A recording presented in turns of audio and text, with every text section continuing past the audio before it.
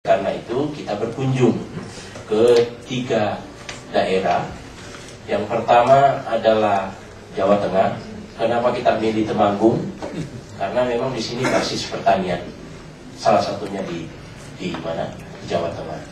Ada sekitar 70% masyarakatnya bergantung hidupnya pada tembakau, Pak Idris, dan Ibu perlu mendapatkan data soal itu. Lalu yang kedua, sebenarnya ada usulan juga, karena di sana ada produk tembakau yang bisa untuk pijet oles itu di Kudus. Kita juga sebenarnya harusnya ke pabrik dan ke buruh dan ke sana, tetapi memang karena ini kita bagi waktu sedemikian rupa, yang penting kita bisa efektif. Jadi kenapa tidak ke gubernur?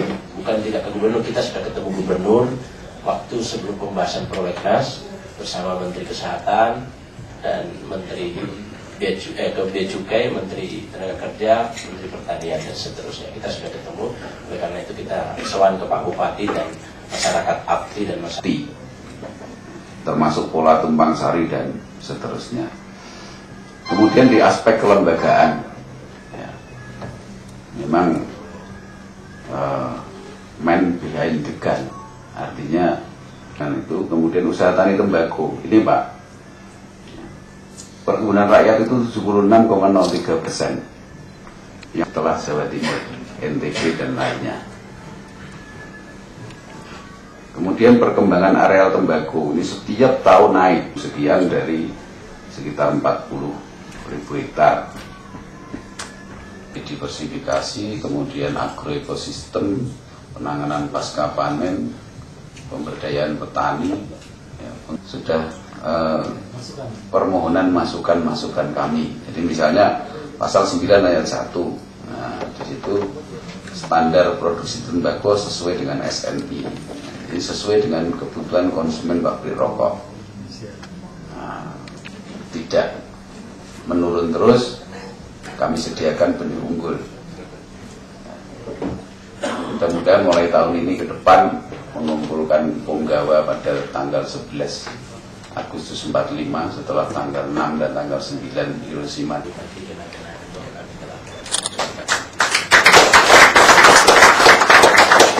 Dan selanjutnya Pak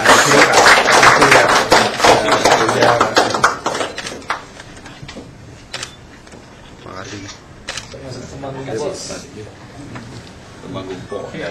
anggota panja yang telah hadir di sini, kami ingin kelangsungan hidup para petani tembakau Indonesia yang sekarang ini digempur dengan beberapa kebijakan dan regulasi yang tentunya ini mengancam hak ekonomi, hak sosial dan budaya para petani tembakau yang ada di Indonesia.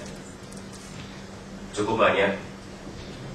Kalau saya buka data beberapa versi, tapi kalau data dari ILO saja, International Labour Organization, itu menyebutkan terlibat langsung dan yang terlibat langsung saja itu ada 7,5 juta orang. Itu data tahun 2003. Berarti kalau sekarang sangat cukup besar yang terlibat. Dan kami telah membuat metrik usulan-usulan kepada Bapak yang nanti akan kami serahkan kepada anggota balik. Jadi kemarin saya sempat di email tentang substansi dari draft RUU yang kami beri tanda-tanda di bawah ini, masukan-masukan dari kami. Tapi ada hal krusial yang mungkin perlu saya sampaikan kepada Bapak dan Ibu anggota balik. Definisi dari rokok dan kretek. Seharusnya kalau kita mengacu di pasal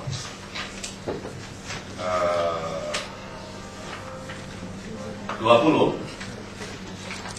di pasal 20 disebutkan bahwa pelaku usaha wajib menggunakan tembakau dalam negeri paling sedikit 70%. Walaupun tuntutan kami sebenarnya tidak 70%, yaitu 85%. Ya, 85%. Karena ini pasal yang sangat penting bagi petani.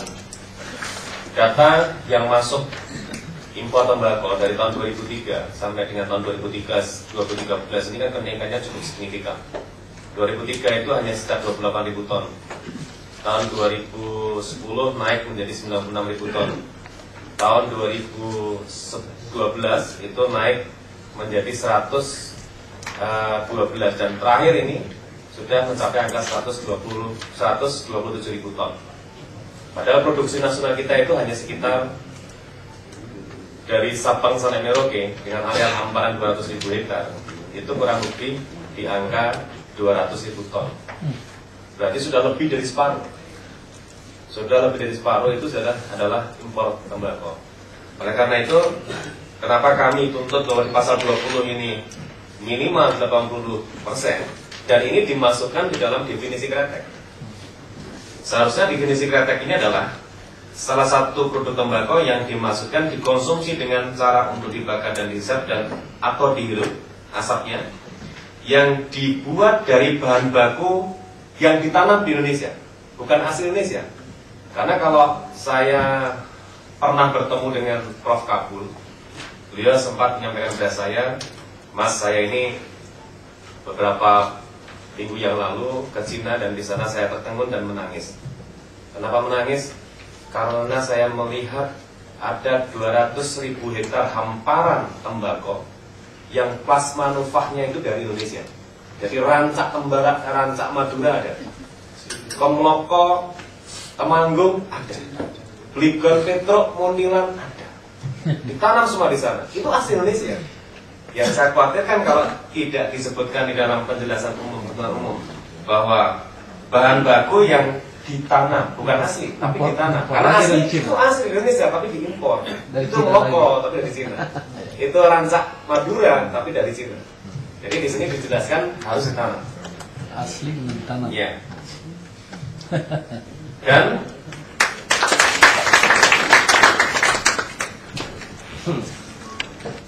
nah, itu yang perlu saya tekankan di sini, harga dasar tingkat pabrikan atau harga dasar di petani. Kalau harga dasar di pabrikan nanti turunannya sampai petani mesti akan menurun. Tapi kalau harga dasar di tingkat petani, nah itu otomatis nanti pabrikan akan menyesuaikan harga dasar di tingkat petani. Jadi, karena tembakau yang beli hanya pabrikan, berbeda mungkin dengan beras. Seperti itu. Ini harus ada kepastian. Harga dasar di tingkat siapa? Kalau mamanya pemerintah dengan harga dasar di pabrikan, ini nanti kan olehnya kan sudah berjenjang lagi. Tapi kalau di tingkat petani saya pikir ini yang memang kita harapkan. Harga dasar pabrikan, harga dasar tembakau juga harus kita petakan, karena di Temanggung sendiri kalau tidak salah itu ada berdasarkan asal usul itu ada 8 karakter jenis tembakau berdasarkan daerah. Mungkin ada Lamsi, ada Tionggang, ada LM Lamu, ada Paksi, ada Swatinjan, ada Swambin, ada Sawah. Ini juga berbeda-beda. Nah ini memang ini tidak bisa di Indonesiakan sekali. Tembakau itu juga kalau kita masuk ke daerah juga ini berbeda-beda juga. Di Magelang begitu juga, di Wonosobo begitu, di Kendal juga seperti itu. Ini nggak bisa rata, harga dasarnya se-Indonesia sama nggak bisa. Karena harga pokok produksi masing-masing wilayah itu berbeda-beda. Tapi intinya harapan kami ini bekerja profesional saja, sehingga harapan kami ini mungkin dinas SKPD saja yang tidak bisa bekerja sama dengan ABDI. Mumpung ini sekaligus ada dinas perkebunan dari tingkat provinsi, tolong dinas yang tidak bisa bekerja sama ditegur Pak, kalau perlu diberhentikan. Kalau tidak saya berani itu Pak, saya masyarakat tidak benar takut dengan siapa saja sepanjang saya ini benar. Ini harapan kami, sehingga akan Pak api yang nanti itu yang gak masuk akal Pak Kadin. Ini harapan kami ke depan, sehingga SKPD untuk Kabupaten Wonosobo, mumpung ini ada Bapak Dibu dari provinsi untuk mau ditegur, bisa kerjasama dengan ABDI. Saya kira itu saja yang bisa kami sampaikan. Apabila ada kurang Dan rekan-rekan semua, memang rokok adalah salah satu industri di mana kita menjadi tuan rumah di negeri sendiri. Hampir semua industri, bahkan ketika ada Menteri Kesehatan saya tanya, tolong Ibu Menteri Kesehatan sebutkan industri selain rokok di mana Indonesia bisa menjadi tuan rumah di negeri sendiri. Menteri Kesehatan kebingungan, saya kejar-kejar terus, saya tidak tahu. Saya ingin tanya, apakah kita ini bangsa kuli dan kuli bangsa di negeri sendiri? Ya, Ibu Menteri kebingungan. Dan saya ulangi lagi pada saat saya interupsi di rapat paripurna DPR, ketika ini disahkan menjadi prolegnas 2013. Tolong sebutkan Ya, karena negara yang kaya itu selalu negara industri, Pak. Tidak ada negara kaya yang bukan negara industri. Ya, industrialisasi pertaniannya luar biasa. Itu sebabnya saya tanya, di mana, di industri mana kita bisa menjadi tuan? Kita masih mempunyai kedaulatan. Hampir semuanya kan telekomunikasi, perbankan, semua jatuh satu persatu ke kepentingan kapitalis global. Ya, itu sebabnya dengan titik tolak seperti itu, saya diberi mandat oleh fraksi untuk mengawal agar rokok ini betul-betul ya mencerminkan keberpihakan nasional kita untuk ekonomi kerakyatan. Hanya ini saya, meskipun begitu saya agak tadi ingin tanya, kalau 70% aja ini, tadi saya diskusi dengan teman kami dari Golkar, kalau produksi kandungan lokalnya harus 70%, sekarang kenyataannya rokok yang beredar ada yang 80%. Yang enggak, seperti contohnya mild itu, Sampuran mild, enggak, mild itu importnya sudah di atas 40%. Di atas, kandungan lokalnya 20%. Nah, itu malah, itu artinya kalau seperti ini tidak implementable nanti. Oh enggak, gini Prof. Ini Pak Karting, saya karena kemarin terus terang pada saat ini draft ini dikonsidering tahap pertama, angkanya kami taruh 50%, ya. Tidak ada malah. Kita lindungi. Iya. Terus kemudian teman-teman mengusulkan 70%. Tetapi ada masukan juga dari teman-teman Gapri, kalau 70% ini tidak bisa dijalankan katanya. Prof, ini kita terlalu romantis katanya. Terlalu nostalgis, terlalu Calvinis. Ya. Karena gini Prof. Enggak, ini yang penting. Terus yang kedua, soal di sini saya ingin catat, peringatan merokok ini kan sudah berubah, ya. Kalau dulu dapat mengganggu ini serangan jantung, sekarang merokok membunuh. Ya, nah terus ini kan ya ini kriminalisasi industri ini. Tetapi kami ngecek lagi nih. Ini kita ingin mendapatkan masukan yang akurat, ya. Rogan is total. Rokok itu membunuh. Nah terus kemudian peringatannya itu apakah satu sisi aja atau dua sisi, ya? Kalau dalam perspektif kami, karena persaingan industri rokok kan juga persaingan merek, itu sebenarnya cuma satu sisi saja, jangan ditutup dua-duanya begitu kan, sehingga merek kita tidak bisa berkembang. Padahal kita ingin menjadi bangsa yang merek-mereknya menjadi terkenal di tingkat internasional. Ya kan? Kalau tidak, kapan Indonesia bisa mempunyai, sekarang harga merek itu Pak, harga merek itu lebih mahal dari harga pabrik. Ya, merek Coca-Cola itu harganya 60 kali dibanding pabrik Coca-Colanya. Merek Apple komputer lebih mahal dibanding pabrik komputernya. Jadi merek itu penting sekali. Itu sebabnya kalau semua nanti mereknya ditutup kanan kiri, nggak kelihatan, celaka kita. Ya, strategic brand management kita sebagai dalam tingkat nasional, di tingkat nasional tidak bisa kita wujudkan.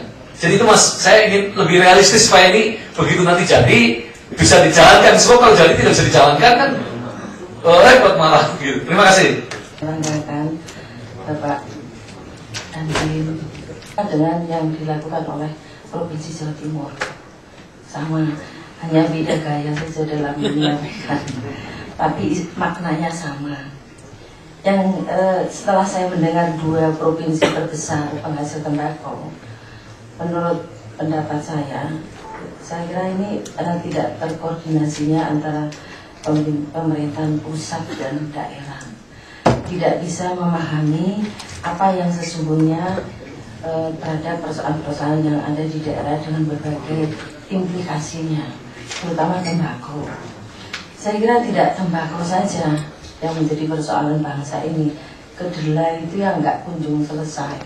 Itu juga sebenarnya persoalan juga itu kedelai, tapi kan nggak pernah diselesaikan. Kemudian garam, jadi tidak cuma tembakau. Ini tembakau ini karena cukainya sudah mahal, ini kayak ada misteri di sini. Saya pikir ini apa yang disampaikan Pak Gubernur melalui Kepala Dinas Perkebunan Provinsi Jawa Tengah, itu saya kira sudah cukup lengkap memberikan syarat kepada kita semua bahwa RUU tembakau itu sudah demikian sedemikian lengkapnya apa yang diatur di situ, karena PP 109